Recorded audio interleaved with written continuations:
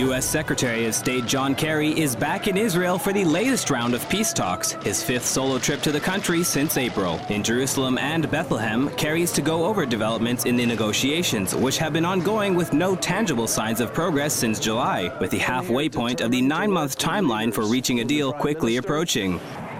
Amid a great deal of skepticism, Yossi Beilin, a former Israeli peace negotiator, thinks that there is still hope for an agreement because of American desire to avoid their efforts being branded a failure. There is a fair chance that something will happen in the coming months between Israel and the Palestinians, mainly because of the American party, mainly because of the fact that John Kerry is not there for a failure. I'm not sure whether the administration of President Obama is ready to accept such a failure.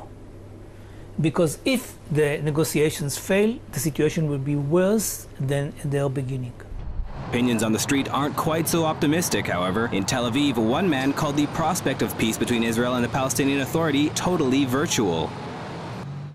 I don't think that anyone really thinks there will be peace between Israel and the Palestinians. It's something totally virtual. I think both sides are buying time. No one wants to get into an argument with the Americans. It's not that anyone actually believes that a peace deal will come out of it.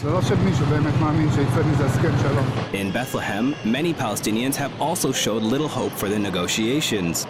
I don't think that Kerry visit to Bethlehem will make any change in the peace process or in the negotiation between the Palestinians and the Israelis. Things will not go on, and the situation will be more worse than it is now.